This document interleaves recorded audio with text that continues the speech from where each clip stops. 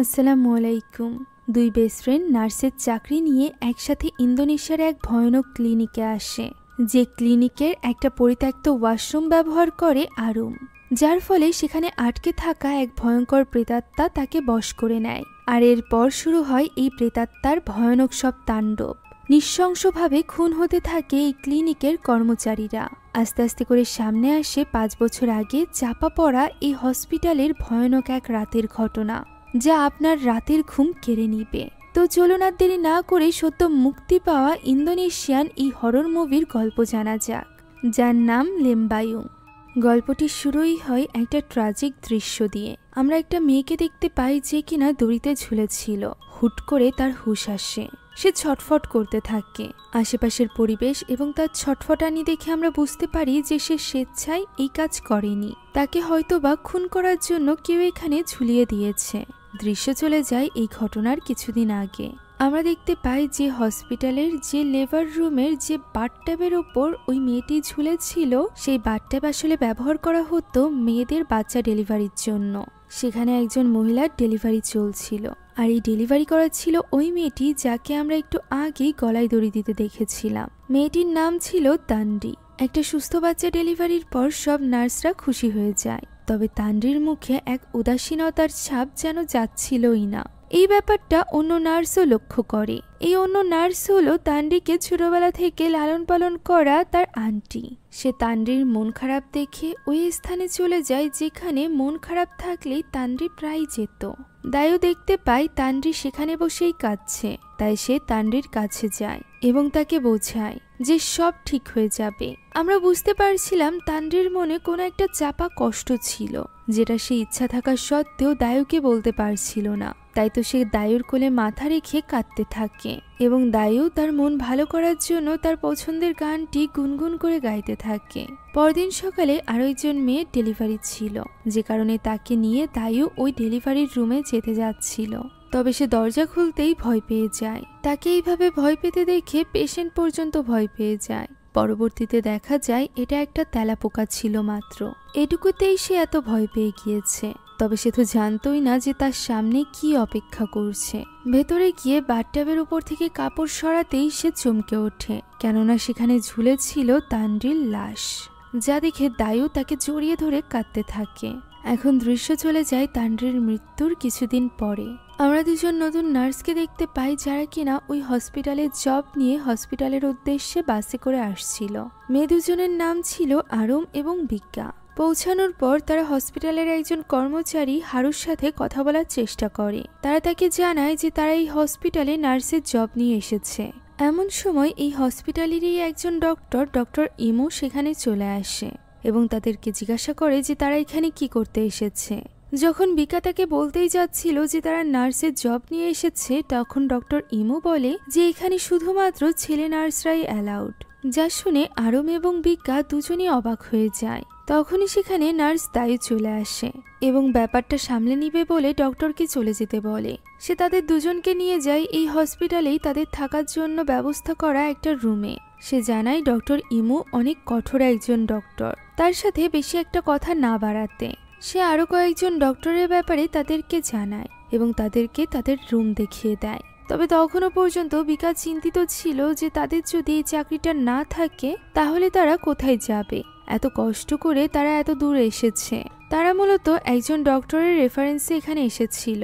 তাই তো বিকা ওই ডক্টরের সাথে ফোনে কথা বলার জন্য ভেতরে চলে যায়। তখন বাইরে থাকা আরুম কল করে তার বয়ফ্রেন্ডকে, যে কিনা তাকে কোনো একটা ঔষধ খাওয়ার ব্যাপারে জিজ্ঞাসা করছিল। আরুমকে দেখে বোঝাই যাচ্ছিল যে সে অনেকটা অসুস্থ হয়ে পড়েছে। সে বলে সে বাসেই ঔষধটা খেয়ে নিয়েছিল, এমনকি সে নিজের কাছে আরো কিছু ঔষধ রেখে দিয়েছে। যদি এই ঔষধে কাজ না হয় তাহলে সে আবারও খাবে। একথা বলেই সে ফোনটি রেখে দেয়। তখনই বিকা রুম থেকে বের হয় এবং আরুমকে জিজ্ঞাসা করে যে তার মেনস্ট্রুয়েশন সাইকেল শুরু হয়েছে কিনা। ফলে আরুম বুঝতে পারে যে তার ঔষধে কাজ হয়েছে। মূলত আরুম তার বয়ফ্রেন্ডের দ্বারা প্রেগনেন্ট হয়ে গিয়েছিল, যে কারণে সে ওই ঔষধটা খেয়েছিল। এখন ওই রাতে আরুমের শরীর বেশ খারাপ হতে শুরু করে। যেহেতু সে হসপিটালেই ছিল তাই সে ওয়াশরুম খুঁজছিল। তবে যে একটা ওয়াশরুম তাদের রুমের কাছে ছিল সেই ওয়াশরুমে কাজ চলছিল, যে কারণে সে ব্যবহারের জন্য অন্য ওয়াশরুম খুঁজতে থাকে। সে যখন হেঁটে হেঁটে সামনের দিকে যাচ্ছিল তখন একটা রুমের ভেতর আমরা ভয়ঙ্কর কিছু একটা দেখতে পাই, যে ব্যাপারে খেয়াল না করে আরুম সামনের দিকে এগোচ্ছিল। আচমকাই এক ভয়ানক হাত তার মাথার পাশ দিয়ে চলে যায়, যে জিনিসটা আরুমও অনুভব করতে পারে। তাই তো সে ওই ঘরের দিকে যেতে শুরু করে, যে ঘরের দিকে আমরা ওই শক্তিকে যেতে দেখেছিলাম। সেখানকার দরজাটি আপনা আপনি তার সামনে বন্ধ হয়ে যায়। আরুমের মনে হয় ভেতরে হয়তোবা কেউ আছে। দরজাটা খুলতেই সে দেখতে পায় এটা একটা লেবার রুম, যার সাথে একটা ওয়াশরুমও ছিল। এর অবস্থা দেখে বোঝাই যাচ্ছিল যে এটা পরিত্যক্ত, তবে এইসব দিকে খেয়াল করার সময় আরুমের ছিল না। তাই সে ওয়াশরুমে চলে যায় এবং সেখানে গিয়ে সে নিজেকে পরিষ্কার করে নেয়। এমন সময় বাইরে বেসিংয়ের ট্যাপ আপনা আপনি চালু হয়ে যায়। আরুম বাইরে এসে সেটা বন্ধ করতেই বাথট্যাবের ভেতরকার ট্যাপটি আপনা আপনি চালু হয়ে যায়। আরুম এতে করে একটু অবাক হয়, তবে সেই ব্যাপারটাতে খুব একটা গুরুত্ব না দিয়ে ওই ট্যাবের পানিতেই নিজের নোংরা কাপড় ধুতে থাকে। আর এরপর সে যখন চলে আসবে তখনই সে একজন মেয়েকে দেখতে পায়, যে কিনা হাঁটতে হাঁটতে অন্য পাশে থাকা বাথট্যাবের দিকে যাচ্ছিল। তার পিছু পিছু আরুমও এগিয়ে যায়, তবে বাথট্যাবের পর্দা সরাতেই সে দেখতে পায় সেখানে তো কেউই নেই। এইসব কিছুতে আরুম বেশ ঘাবড়ে গিয়েছিল, তাই সে ওয়াশরুম থেকে বেরিয়ে আসে। তবে দুটো হাত যেন তাকে ওয়াশরুমের দিকে টেনে নিতে চাইছিল, যে ব্যাপারটা আরুমও অনুভব করে। এমন সময় সেখানে চলে আসে দায়ু। দায়ু তাকে বলে যে এই লেবার রুম পুরোপুরিভাবে বন্ধ, এটা ব্যবহার করা সবার জন্য নিষিদ্ধ, তাই দ্বিতীয়বার যেন সে এখানে না আসে। আরুমও এটা মেনে নেয় এবং সেখান থেকে চলে যায়। পরদিন ডক্টর আন্দ্রি আরুম এবং বিকাশ সাথে কথা বলে। আন্দ্রি বলে ডক্টর ইমু ঠিকই বলেছিল, এই মুহূর্তে তাদের হসপিটালে ছেলে নার্সদের প্রয়োজন, কেননা তাদের হসপিটালে কনস্ট্রাকশনের কাজ চলছে। তবে সে ব্যবস্থা করে দিয়েছে যাতে করে আরুম এবং বিকা এখানেই থেকে ইন্টার্নশিপ করতে পারে, যা শুনে তারা দুজনই খুশি হয়ে যায়। আন্দ্রি বলে যে সে তাদেরকে সাহায্যের জন্য সবসময় প্রস্তুত থাকবে, তাই তাদের যদি কোনো রকম হেল্পের প্রয়োজন হয় তাহলে যেন তারা প্রথমেই আন্দ্রির সাথে যোগাযোগ করে।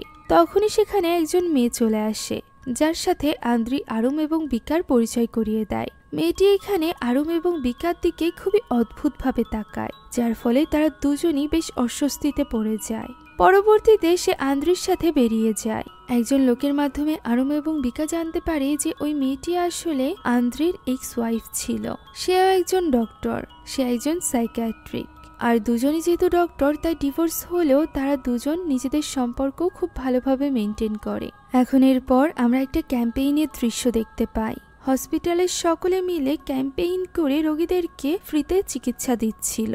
এখানে ডক্টর আন্দ্রি এবং গ্রাম প্রধানের কথা থেকে আমরা জানতে পারি যে তান্দ্রির মৃত্যুর পর এখনও রোগীরা হসপিটালে যেতে ভয় পায়, যে কারণে হসপিটালে এখন আর ডেলিভারির জন্য কোনো রোগীই আসে না। আন্দ্রি এখানে গ্রাম প্রধানকে বোঝানোর চেষ্টা করে যে সব সিচুয়েশন তারা সামলে নিয়েছে, আর তাদের এই কথা বিকাও শুনতে পায়। এখন সন্ধ্যা হয়ে আসায় আন্দ্রি আরুম এবং বিকাকে বলে ডক্টর ইমুর সাথে হসপিটালে ফিরে যেতে। তবে তখনই আরুম দেখতে পায় সেখানে তার বয়ফ্রেন্ডকে, যাকে দেখে সে আন্দ্রির কাছে বাহানা বানায় যে তার রাস্তায় কাজ আছে, তাই সে একাই চলে যাবে। এ কথা বলে সে মূলত গোপনে তার বয়ফ্রেন্ডের সাথে বয়ফ্রেন্ডের বাসায় যায়, যেখানে তার বয়ফ্রেন্ড আবারও তার সাথে অন্তরঙ্গ হওয়ার চেষ্টা করে। আরুম তাকে বাধা দেয়। তখন দিমাস বলে যে সে তো এটা প্রথমবার করছে না। তখন আরুম বলে তারা একবারই মাত্র মিলিত হয়েছিল, তাও আবার আরুম ড্রাঙ্ক ছিল। দিমাসই তাকে মদ পান করিয়ে এই কাজটি করেছিল, যার ফলে আজ আরুমের এই অবস্থা। দিমাস তখন বলে সে আরুমের প্রতি সিরিয়াস, সে তার সকল দায়িত্ব নিবে। তবে আরুম তার ভুল ভাঙিয়ে বলে যে সে এই ব্যাপারে প্রস্তুতি না। যদি সে প্রস্তুত হতো তাহলে সে কখনোই আরুমকে ওই ঔষধ খেতে বলতো না, না আরুমকে একা একা অ্যাবর্শন করতে হতো। যখন আরুমের তাকে প্রয়োজন ছিল তখন সে সেখানে ছিলই না। একথা বলে আরুম কাঁদতে থাকে। অন্যদিকে আমরা আন্দ্রিকে দেখতে পাই যে কিনা তার কর্মচারীকে ঠিকভাবে কাজ করার কথা বলছিল। আমরা বুঝতে পারছিলাম ডক্টর আন্দ্রির সাথে সকলের বেশ ভালো সম্পর্ক। এখন ওই দিন সন্ধ্যায় আরুম হসপিটালে ফিরে সকলের কাপড় আয়রন করছিল।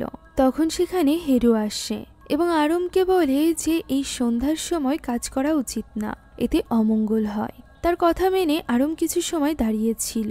এরই মাঝে আমরা দেখতে পাই হেরু খুবই খারাপ নজরে তাকে দেখছে।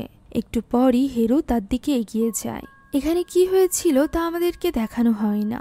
আমরা দেখতে পাই আরুম ওয়াশরুমে গিয়ে কাঁদছে, কিছু সময় কান্নার পর সে নিজের কাপড় বদলে চলে আসে নিজের ডিউটিতে। সেখানে ডক্টর আন্দ্রি তার লাস্ট পেশেন্টকে দেখছিল। লাস্ট পেশেন্ট চলে যাওয়ার পর সে আরমকে জিজ্ঞাসা করে যে আর কোনো পেশেন্ট আছে কিনা।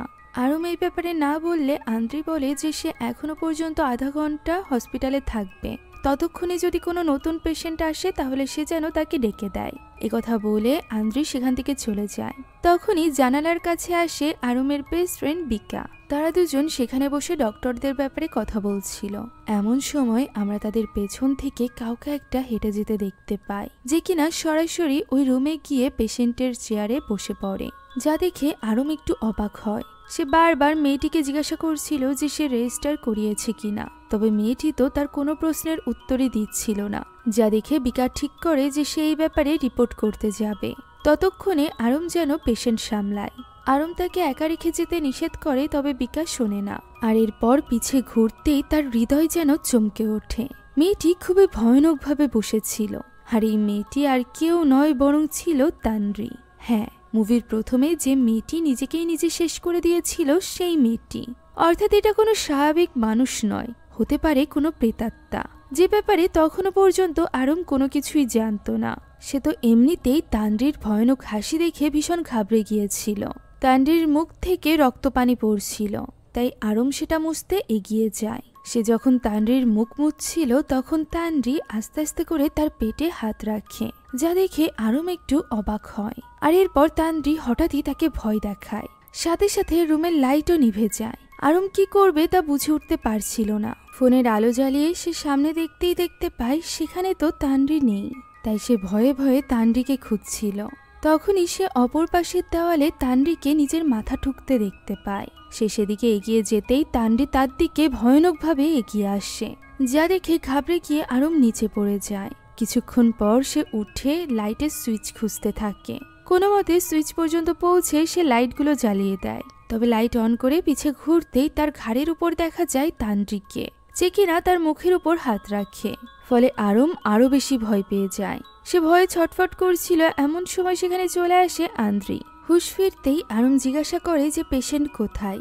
আন্দ্রি বলে এখানে তো কোনো পেশেন্টই আসেনি। ফলে আরম এসবের কিছুই বুঝে উঠতে পারে না। পরদিন সকালে আমরা দেখতে পাই ওই লেবার রুমের বাথট্যাবের ভেতরে থাকা ওই পানির ট্যাপ ঠিক করা হচ্ছিল, যেটা ঠিক করছিল এই হসপিটালেরই একজন কর্মচারী মেং।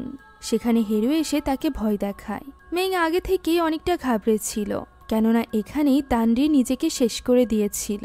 তাই সে এখানে মোটেও কাজ করতে চাইছিল না। তার কাছে সবকিছু অস্বাভাবিক মনে হচ্ছিল। সে এইসবে হাত দেওয়ার আগে একটা রিচুয়াল করার কথাও বলে, তবে হেরু তার কথা মজার ছলে উড়িয়ে দেয়, যা দেখে মেং বলে যে হেরু যেন এবার নিজেই এই কাজ সামলে নেয়, কেননা সে এই কাজ করতে পারবে না। একথা বলে সে সেখান থেকে চলে যায়।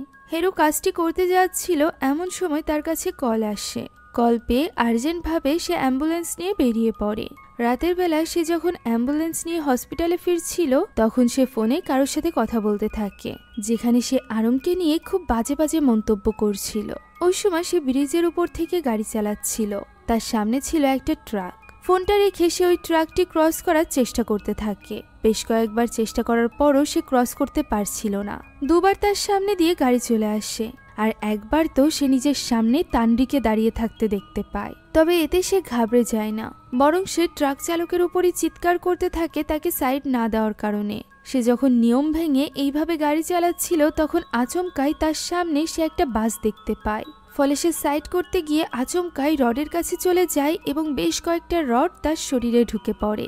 আমরা দেখতে পাই সামনে দিয়ে কোনো বাস আসছিল না, বরং সেখানে দাঁড়িয়ে ছিল তানরির আত্মা, যার কারণেই হয়তোবা হেরুর এই অ্যাক্সিডেন্টটি হয়েছে। তার এই মৃত্যুর খবর শুনে সকলে ভীষণ ভেঙে পড়ে। মেং এবং দাইও অনেক কান্নাকাটি করতে থাকে, যেহেতু তারা লম্বা সময় ধরে একসাথে কাজ করছিল। আন্দ্রি নিজে আসে তার লাশটি দেখতে। এদিকে আরুমের মনের মধ্যেও অনেক কিছু চলছিল। সে কোনো একটা ব্যাপারে ভেবে কান্নাকাটি করছিল, যা দেখে বিকা তার কাছে ছুটে আসে এবং জানতে চায় যে সে কেন কান্নাকাটি করছে। উত্তরে আরুম কাঁদতে কাঁদতে বলে হেরু মারা গিয়েছে তার জন্য।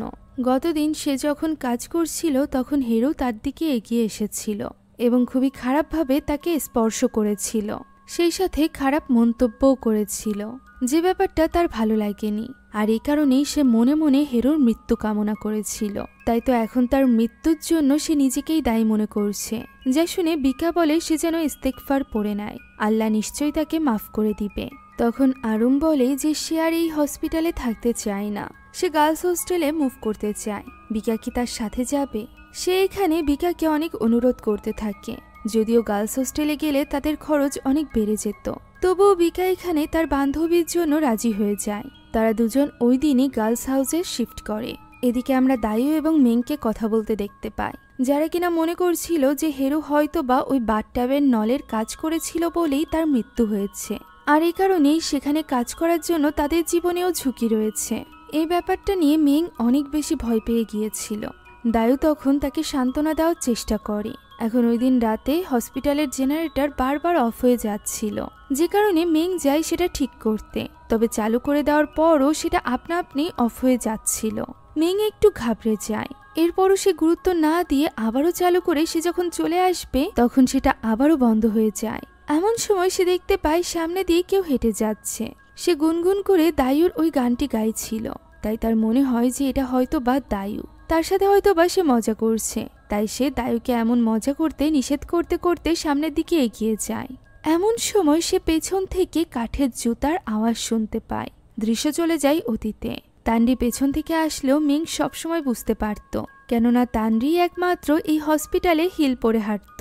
তাই তো এই অন্ধকার ঘরে তান্ডির ওই হিলের শব্দ শুনে মিং অনেক ভয় পেয়ে যায়।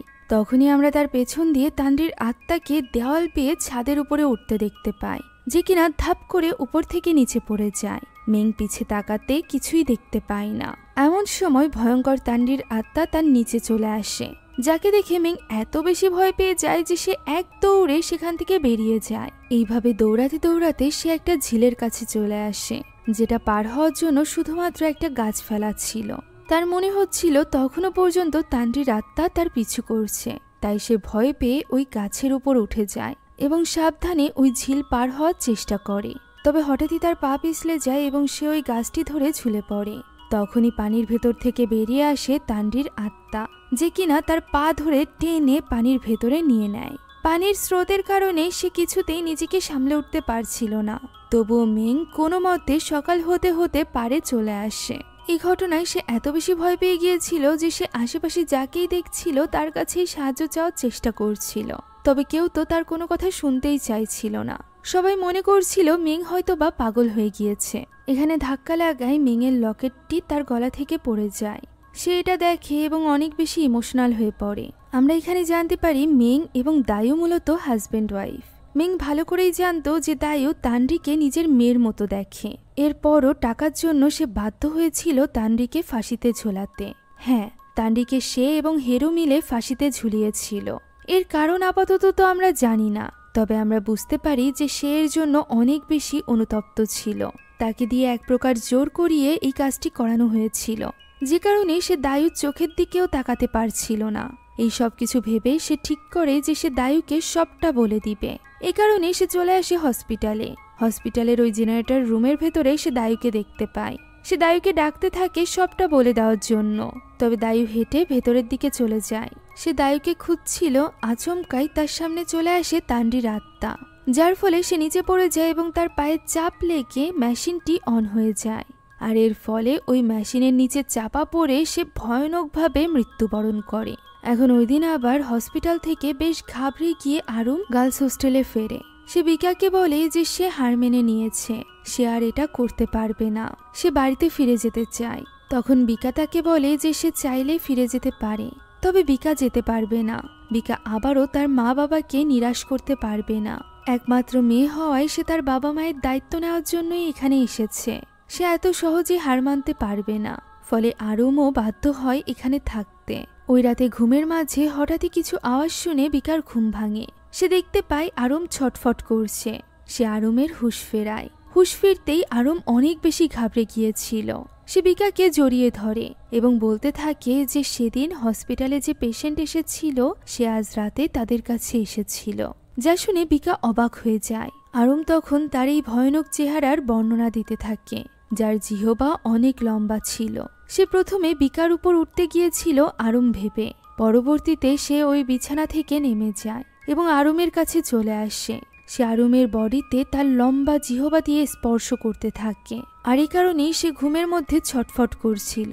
তারা এই ব্যাপারে কথা বলছিল, এমন সময় সেখানে একজন লোক চলে আসে এবং তাদেরকে মিংয়ের মৃত্যুর সংবাদ দেয়, যা শুনে তারা ছুটে চলে যায় ওই স্থানে। মিংয়ের বডির এই অবস্থা দেখে আরুম সহ্য করতে পারে না। তখন সেখানে ডক্টর ইমু মিংয়ের কাছে বসেছিল, যে কিনা বিকাকে দেখে খুব একটা খুশি হয় না। বিকার এতে করে তার উপর সন্দেহ জাগে, তাই তো সে সেখান থেকে বেরিয়ে আসলে বিকা তার পিছু করতে থাকে। ডক্টর ইমু যায় দায়ুর সাথে কথা বলতে, যেখানে বিকা আড়াল থেকে তাদের কথা শোনার চেষ্টা করে। ডক্টর ইমু দায়ুকে বলে যে সে যেন তার কাছে কিছুই না লুকায়। সে যদি তাকে সত্যিটা না বলে তাহলে সে কখনোই তাদেরকে সাহায্য করতে পারবে না। এমন সময় বিকার উপস্থিতির ব্যাপারে ডক্টর ইমু টের পেয়ে যায়, তাই বিকা তার সামনে চলে আসে। ডক্টর ইমুও সাথে সাথে সেখান থেকে বেরিয়ে যায়। বিকা ভেতরে গিয়ে দায়ুর কাছে জানতে চায় যে ইমু কি তাকে কোনোভাবে ডিস্টার্ব করছে কিনা। দায়ু জানায় এমন কিছুই না। তখন বিকা বলে যে এই সব কিছুর পেছনে কে দায়ী হতে পারে। এছাড়া এই হসপিটালটি যে ডক্টরের অর্থাৎ ডক্টর বাগাস, সেও বা কোথায়। পরপর 2 জন কর্মচারী মারা গিয়েছে। দায়ু এই ব্যাপারে কোনো কিছুই জানতো না, তাই ওই রাতে বিকা নিজেই এই ব্যাপারে সার্চ করার চেষ্টা করে। তবে ইন্টারনেটে ডক্টর বাগাসের ব্যাপারে কোনো তথ্যই ছিল না, যে ব্যাপারটা তার কাছে খুবই অস্বাভাবিক লাগে। সে হসপিটালে আসার দিন বাগাসের যে ছবি দেখেছিল সেই অনুযায়ী সার্চ দেয়।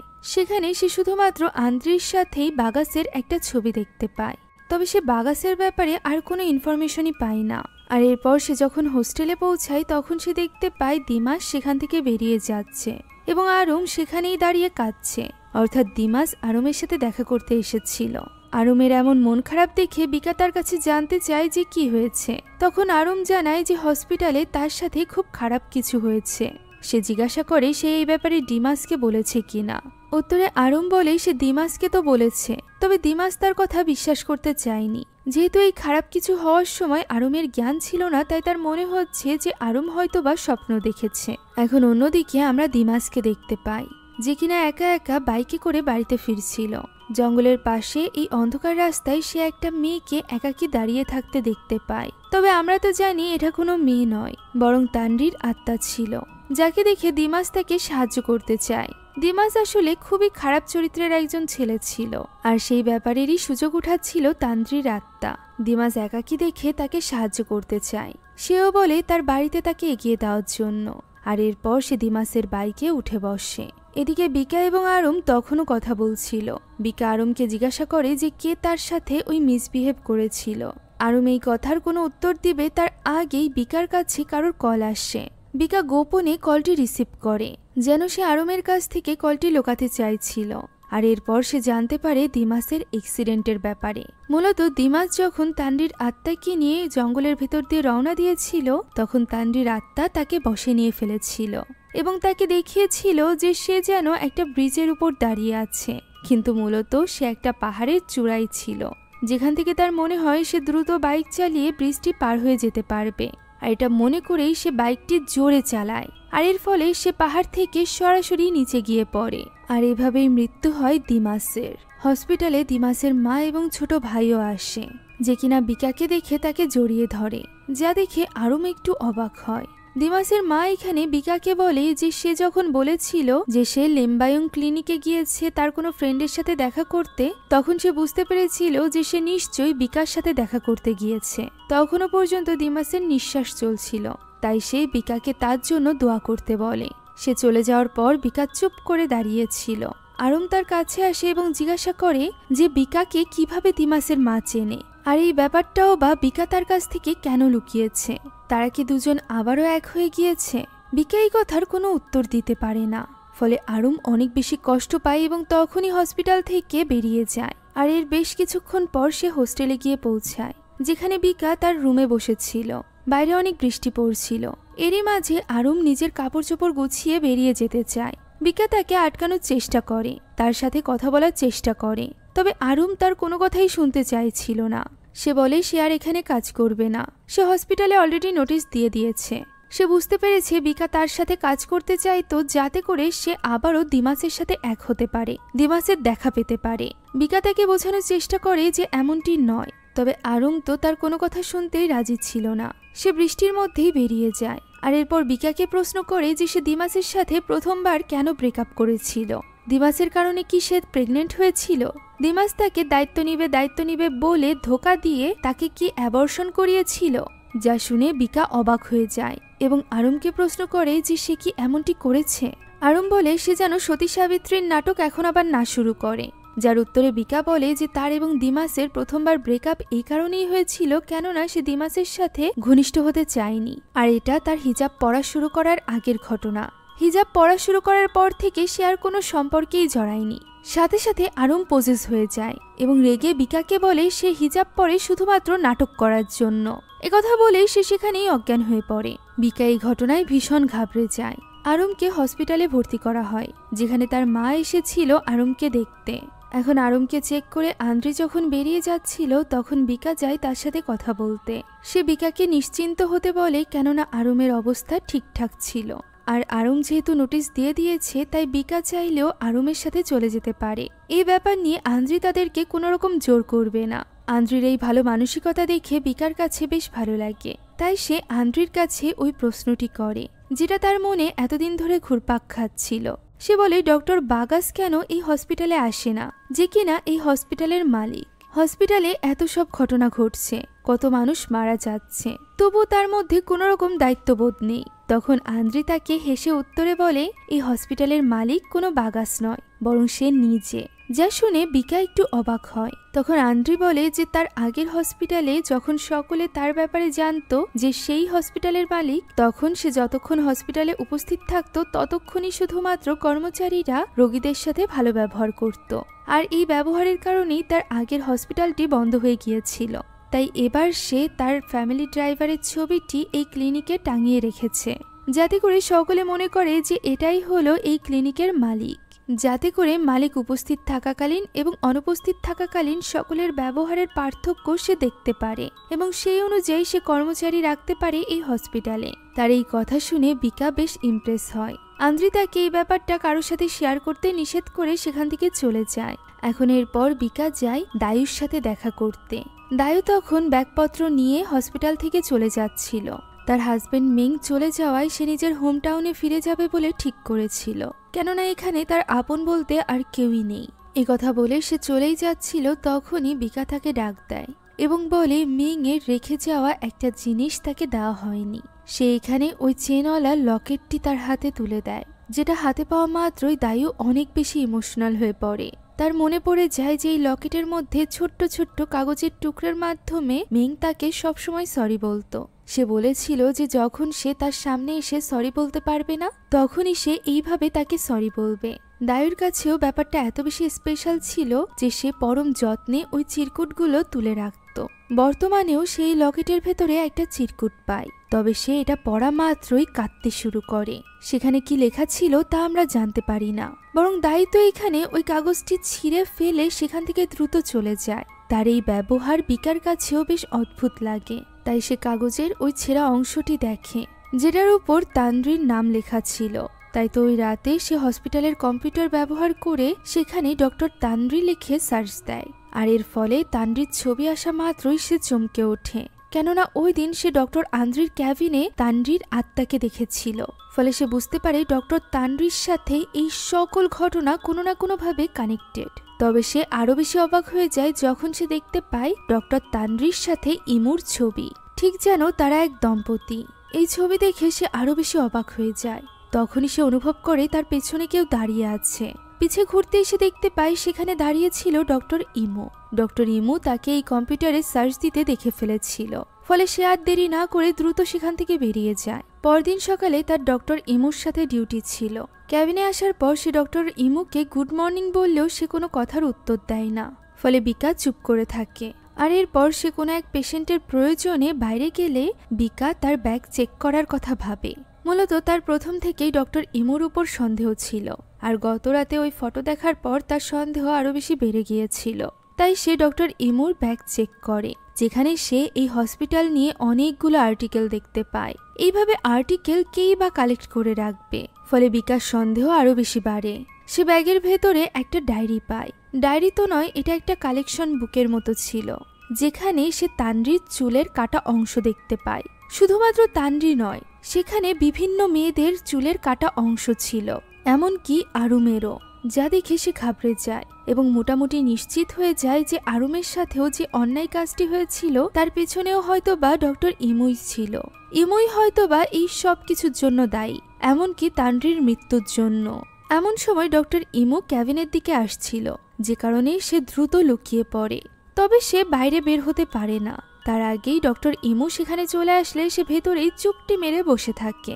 ডক্টর ইমু তার ব্যাগে কিছু একটা রাখতে গেলে দেখতে পায় সবকিছু উল্টোপাল্টা, সেই সাথে তার ওই কালেকশন বুকটিও নেই, যা দেখে ডক্টর ইমু এবার টেনশনে পড়ে যায়। তাই সে চারিদিকে খুঁজতে থাকে বিকা কোথায়। এদিকে বিকা তো সেখানেই লুকিয়েছিল। ডক্টর ইমু ক্যাবিন থেকে বের হতেই বিকাশ সুযোগ পেয়ে দ্রুত সেখান থেকে পালিয়ে যেতে চায়। তবে সে ধরা পড়ে যায় ডক্টর আন্দ্রির কাছে। বিকা তাকে জানায় যে তার জীবনের রিস্ক রয়েছে ডক্টর ইমুর কাছ থেকে তাকে বাঁচাতে। আন্দ্রি এসবের কিছুই বুঝতে পারছিল না। তখন বিকা বলে যে এই কালেকশন ডায়েরিটি হলো ডক্টর ইমুর। আন্দ্রি এটা বুঝতে পারছিল না যে বিকা কেন ডক্টর ইমুর ডায়েরি চুরি করে পালিয়েছে। তবে বিকা বলে সে তাকে সবটা খুলে বলবে। তাই তো আন্দ্রি তাকে আলাদা একটা স্থানে নিয়ে যায়, যেখানে বিকা তাকে সব সন্দেহের ব্যাপারে খুলে বলে। বিকার মনে হচ্ছিল 5 বছর আগে তানরির মৃত্যুর জন্য কোনো না কোনোভাবে ডক্টর ইমুই দায়ী। তখন ডক্টর আন্দ্রি বলে তানরির মৃত্যুর পর হসপিটাল অনেকদিন পর্যন্ত বন্ধ ছিল। ওই কয়দিন সে বিদেশে ছিল। বিদেশ থেকে ফিরে সে ঠিক করেছিল যে সে হসপিটাল আবারও সুন্দরভাবে পরিচালনা করবে। তবে হসপিটালে যদি আগের অপরাধী এখনো থেকে থাকে তাহলে মেয়েদের নিরাপত্তাই বা কিভাবে সে দিবে। তবে সে বিকাকে চিন্তা করতে নিষেধ করে। সে আরুমকে নিরাপদে রাখার জন্য তাকে নিয়ে যাবে দায়ুর কোয়ার্টারে, যাতে করে ওই পর্যন্ত ইমু না পৌঁছাতে পারে। ফলে বিকাও কিছুটা নিশ্চিন্ত হয় এবং খুশি হয় আন্দ্রির এইভাবে সাহায্য করায়। ওই রাতে বিকা আরুমের পাশেই বসেছিল। তখনও পর্যন্ত আরুমের জ্ঞান ফেরেনি। তাই তো বিকা তার পাশেই নামাজ আদায় করে কোরআন পাঠ করতে শুরু করে। অন্যদিকে আমরা আরুমকে দেখতে পাই, যে কিনা মুভির শুরুতে দেখানো ওই স্থানে পৌঁছে গিয়েছিল, যেখানে বেঁচে থাকাকালীন তানরি দায়ুর কোলে মাথা দিয়ে শুয়েছিল। সে দেখতে পায় তার সামনে বসে বিকা মাটি খুঁড়ছে। সে পাগলের মতো মাটি খুঁড়ছিল, যা দেখে আরুম একটু অবাক হয়। তখনই সে দূরে দায়ু এবং তানরিকে দেখতে পায়। দায়ু গুনগুন করে গান গাইছিল। আরুম এই ব্যাপারে বিকাকে বলতে গেলেই সে দেখতে পায় বিকা তো মাটি খুঁড়তে খুঁড়তে মাটির ভেতরে ঢুকে গিয়েছে। তাই তো সে বিকাকে সাহায্য করার জন্য তার দিকে হাত বাড়ায়। তখনই বাস্তব জগতে আমরা আরুমকে দেখতে পাই, যে কিনা ছটফট করতে শুরু করেছিল এবং স্যালাইনে তার রক্ত উপরের দিকে উঠছিল। অর্থাৎ এতক্ষণ যাবৎ সে যা কিছু দেখছে তা সব স্বপ্নে ছিল, আর স্বপ্নে ওই জিন ঠিক এইভাবেই তাকে পোজেস করে নেয়। এই ব্যাপারে না জানা বিকা সেখানেই কোরআন শরীফ বুকে জড়িয়ে ধরে ঘুমিয়ে গিয়েছিল। ঘুম ভাঙতেই সে দেখতে পায় রুমে তো আরুম নেই, যা দেখে সে ঘাবড়ে যায়। দ্রুত হিজাব পরে সে বাইরে বেরিয়ে আসে। পুরো হসপিটালে আরুমকে খুঁজতে খুঁজতে সে ওই লেবার রুমের সামনে চলে আসে। হেরু এবং মেংয়ের মৃত্যুর পর লেবার রুমের দরজা ভেঙে সেখানে দেয়াল তুলে দেওয়া হয়েছিল। তবে ভেতর থেকে আরুমের কণ্ঠ ভেসে আসছিল। তাই তো বিকা বুঝতে পারছিল না যে সে আরুমকে কিভাবে সাহায্য করবে। এ কারণেই সে আন্দ্রিকে কল করে এবং দ্রুত হসপিটালে আসতে বলে। তখনই বিকার নজর পড়ে দরজার উপরের ফাঁকা অংশের দিকে। সে একটা মইয়ের সাহায্যে ভেতরে প্রবেশ করে। ততক্ষণে আন্দ্রিও সেখানে চলে আসে। সে ওই মই দেখে বুঝতে পারে যে হয়তো বা বিকা এর ভেতরেই প্রবেশ করেছে। এদিকে বিকা ভেতরে গিয়ে দেখতে পায় যে বাথটাবের উপর তানরি মারা গিয়েছিল, সেই বাথটাবের ভেতর বসে আছে আরুম। সে সেখানে বসে বারবার বলছে যে আমার তো কোনো দোষ ছিল না, মরা তো উচিত তার ছিল, সে কেন মরেনি। এই কথাগুলোই সে বারবার বলছিল। তখন বিকা তাকে চিৎকার করে ডাক দিলে আরুম পিছে ফিরে তাকায়, আর এরপর বাথটাবের ভেতরে ডুব দেয়। ভয়ে ভয়ে বিকা তার কাছে এগিয়ে যায়। তবে তার কাছাকাছি যেতেই আরুম তাকে নিয়েই পানির ভেতরে ডুব দেয়। আর এরপর সে বিকাকে নিয়ে হাওয়ায় তোলে এবং তাকে উল্টে বাথটাবের ভেতরে নিচের দিকে ফেলে দেয় এবং তার মাথা বারবার পানির ভেতরে দিতে থাকে এবং বলতে থাকে যে সে যেন সত্যিটা দেখে। কিছুক্ষণ পর সবকিছু থেমে যায়। বিকা পানির ভেতর থেকে উঠে আসে। সে বুঝতে পারছিল না যে এতক্ষণ যাবৎ কি হচ্ছে। সে দেখতে পায় এই ঘরের দরজা ঠিকঠাক আছে তাই সে রুম থেকে বের হতেই দেখতে পায় পাশের রুমে ডক্টর আন্দ্রি পানির গ্লাসে কিছু একটা মেশাচ্ছে। এই পানিটা মূলত সে রেডি করছিল তার অ্যাসিস্ট্যান্ট তানরির জন্য, অর্থাৎ আগে আরুমের স্থানে তানরি কাজ করত। বেচারি তানরি কিছুই বুঝতে পারে না এবং ওই পানি পান করে নেয়, ফলে সে অজ্ঞান হয়ে পড়ে। আর এই জিনিসটারই সুযোগ তোলে আন্দ্রি। জ্ঞান ফেরার পর আন্দ্রি তাকে হুমকি দেয় যে এই ব্যাপারে সে যেন কাউকে কিছু না বলে। যদি সে এই ব্যাপারে মুখ খোলে তাহলে তাকে এবং তার পরিবারকে আন্দ্রি শেষ করে দিবে।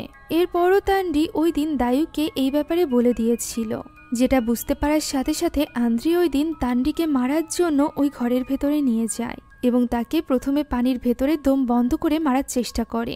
এরপর সে তার মাথা আঘাত করে, এর ফলে তানরি অজ্ঞান হয়ে যায়। তখন সে হেরো এবং মেংকে বলে তানরিকে উপরে ঝুলিয়ে দিতে, যাতে করে মনে হয় সে নিজেই নিজেকে শেষ করে দিয়েছে। তবে মেং কিছুতেই এটা করতে চাইছিল না, যেহেতু দায়ু তানরিকে নিজের মেয়ের মতো দেখত। তবে তার কাছে আর কোনো উপায়ও ছিল না। তারা দুজন মিলে তানরিকে ঝুলিয়ে দেয় আর এরপর তারা সেখান থেকে চলে আসে। কিন্তু তখনও পর্যন্ত তানরি মরেনি, তার জ্ঞান আগেই ফিরে এসেছিল। সে এতক্ষণ নাটক করছিল যাতে করে নিজের জীবন বাঁচাতে পারে। সঠিক সময় সেখানে দায়ু পৌঁছে গিয়েছিল, তবে সে তানরিকে বাঁচাতে পারে না, কেননা তখনই সেখানে চলে আসে আন্দ্রি, যে কিনা ওই অবস্থাতেই তানরির ঘাড় মোটকে তাকে মেরে ফেলে। এটা দেখার পর বিকা একেবারেই হতবাক হয়ে গিয়েছিল। যাকে সে এত ভরসা করে সবকিছু বলছিল সেই ডক্টর আন্দ্রিই ছিল তানরির হত্যাকারী। আর এই ব্যাপারে দায়ু অনেক আগে থেকেই জানতো। এখন দৃশ্য বর্তমানে ফিরে আসে এবং বিকাকে পানির ভেতরে চুবিয়ে রাখা আরুমের মাথায় আঘাত করে আন্দ্রি, যার ফলে বিকা পানির ভেতর থেকে বেরিয়ে আসে। আন্দ্রি তাকে সাহায্য করতে এগিয়ে যেতে চাইলে বিকা তাকে নিষেধ করে। তার এই ব্যবহার দেখে আন্দ্রির একটু সন্দেহ হয় যে বিকা হয়তোবা সবটা জেনে গিয়েছে। সে কষ্টে মষ্টে আরুমকে নিয়ে বেরিয়ে আসতে চাইছিল। তখন আরুমের জ্ঞান ফিরে আসে। সে বিকাকে জানায় যে এই রুমের ভেতরই সে নিজের অ্যাবর্শন করেছিল। এছাড়া সে এটাও জানায় যে ডক্টর আন্দ্রি ওই ব্যক্তি যে কিনা তাকে অজ্ঞান করে তার সাথে খারাপ কিছু করেছিল। আর এই দোহাই দিয়ে সে যখন এই চাকরিটা ছেড়ে দিতে চেয়েছিল তখন আন্দ্রি তাকে হুমকিও দিয়েছিল। তবে বিকা তাকে বারবার চুপ করতে বলে। তবে ততক্ষণে অনেক দেরি হয়ে গিয়েছিল। ডক্টর আন্দ্রি সবটা বুঝতে পেরেছিল, তাই সে প্রথমে এসে আরুমকে ধরে ফেলে আর এরপর তাকে অজ্ঞান করে বিকার দিকে এগিয়ে যায়। সে বিকার হাতে একটা ধারালো বস্তু দিয়ে আঘাত করে এবং বলে সে কি জানে। তখনই সেখানে চলে আসে ডক্টর ইমু, যে কিনা ডক্টর আন্দ্রির গলায় একটা দড়ি ধরে তার দম বন্ধ করার চেষ্টা করে। আন্দ্রি যখন নির্জীব হয়ে পড়ে তখন সে এগিয়ে যায় বিকার দিকে।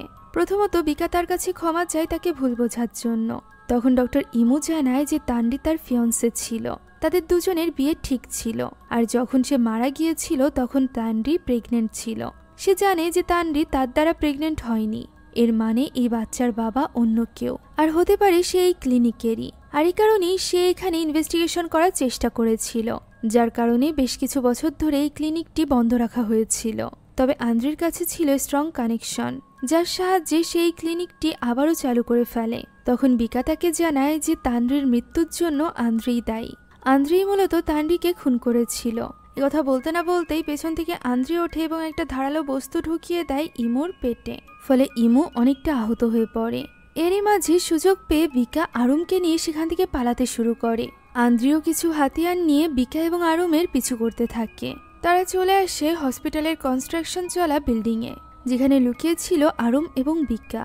আন্দ্রি সেখানে এসে নিজের গল্প বলতে থাকে। তার বাবাও তারই মতো একজন মানসিকভাবে অসুস্থ লোক ছিল, যে কিনা তার অসুস্থ মাকে পর্যন্ত ছাড় দিত না। এর ফলে ক্যান্সারে আক্রান্ত হওয়ার পরও তার মাকে অনেক কিছু সহ্য করতে হয়েছে। এক পর্যায়ে সহ্য করতে না পেরে আন্দ্রি এর অবসান ঘটায়। সে তার বাবার ড্রিঙ্কের সাথে বিষ মিশিয়ে তার বাবাকে মেরে ফেলে। সে তার মাকে মুক্তি দিলেও সে আস্তে আস্তে করে নিজেই নরপশুতে পরিণত হয়। তার বাবার মতো করেই তাকে অসুস্থ কাজ মজা দেয়। একথা বলতে বলতে সে চলে আসে আরুমের কাছে। তবে সেখানে বিকা ছিল না। বিকা তো পিছ থেকে তার উপর হামলা করে, তবে সে বিকাকে খুব সহজেই কাবু করে ফেলে। সে বিকাকে পুরোপুরিভাবে মেরে ফেলতেই যাবে, এমন সময় সেখানে চলে আসে দায়ু এবং আন্দ্রিকে ছুরি দিয়ে আঘাত করে। আর এরপর সে আরুমের কাছে ছুটে যায়, যার অবস্থা দেখে তার ভীষণ খারাপ লাগছিল। তখন আরুম তাকে তানরির কথা বলে। দায়ু বুঝতে পারছিল না যে তানরির ব্যাপারে আরুম কিভাবে জানলো। তখন আরুম ওই একই জিনিস করে যা সব সময় তানরি তার সাথে করত। আর এরপর আরুমের জায়গায় দায়ু যেন তানরিকেই দেখতে পায়। সে অনেক বেশি ইমোশনাল হয়ে পড়েছিল। এমন সময় সেখানে আন্দ্রি এসে তার গলা কেটে ফেলে, ফলে দায়ু সেখানেই মারা যায়। আর দায়ু মারা যাওয়ার সাথে সাথে আমরা দেখতে পাই তান্ডির আত্মা আর চুপ থাকতে পারে না, সে ছুটে চলে আসে আরুমের দিকে। এদিকে দায়ুকে মেরে আন্দ্রি এগিয়ে গিয়েছিল বিকাকে মারার জন্য। তবে ততক্ষণে তান্ডির আত্মা প্রবেশ করে আরুমের ভেতরে এবং সে একটা ইলেকট্রিক গান তুলে নেয়, যেটা দিয়ে সে কিছু স্ক্রু মেরে দেয় আন্দ্রির গায়ে, যার ফলে আন্দ্রি সেখানেই পড়ে যায়। আর এরপর আরুমের ভেতরে থাকা তান্ডি তুলে নেয় ওই ইঞ্জেকশনটি, যেটা দিয়ে আন্দ্রি মারতে চলেছিল বিকাকে। সেই ইঞ্জেকশন দিয়ে আন্দ্রিকে ভীষণভাবে কষ্ট দিতে থাকে, এমনকি সে তো তার এক চোখ তুলেও নেয়। অন্য চোখের ভেতরে ওই ইঞ্জেকশন দিয়ে সে তাকে পুরোপুরিভাবে মেরে ফেলবে তার আগেই বিকা তাকে তান্ডি বলে ডাক দেয়। তখন সে থেমে যায়। বিকা তাকে বোঝায় যে সে তো বিকাকে তার সম্পূর্ণ স্টোরিটা বলেছে। বিকা প্রমিস করে যে সে তাকে ন্যায় বিচার পেতে সাহায্য করবে, সে যেন আন্দ্রির মতো লোককে মেরে নিজের পাপ না বাড়ায়। ততক্ষণে ডক্টর ইমো নিজেকে সামলে ওই রুমের ভেতরে গিয়ে ওই বাথটাবটি ভেঙে ফেলেছিল, যার উপর ঝুলেছিল তান্ডি। এর ফলেই হয়তোবা তান্ডির আত্মা মুক্তি পেয়ে যায় এবং আরুম আবারও স্বাভাবিক হয়ে যায়। বিকা তখন তাকে কোনো মতে সামলে নেয়। জানে না মারলেও আন্দ্রির অবস্থা এতটাই খারাপ করে দিয়েছিল তান্ডির আত্মা যে তার পক্ষে ওঠা সম্ভব ছিল না। পরদিন সকালে অ্যাম্বুলেন্স আসে তাদের সবাইকে নিতে, যেখানে আসল আরুমের কণ্ঠ আমরা শুনতে পাই। সে বলে এত বড় একটা বিপদে পড়ার পর সে বেস্ট ফ্রেন্ডের গুরুত্ব বুঝতে পেরেছে। সে অনেক খুশি যে তারা দুজন দুজনের পাশে ছিল। এত কিছু সহ্য করতে হলেও সে এই ব্যাপারটা ভেবে খুশি যে আরুম এবং বিকাকে একা একা এসব সহ্য করতে হয়নি, তারা দুজন একসাথে ছিল, একজন আরেকজনকে সাহায্য করার জন্য, রক্ষা করার জন্য। এখন এই ঘটনার বেশ কয়েক মাস পরের দৃশ্য আমরা দেখতে পাই।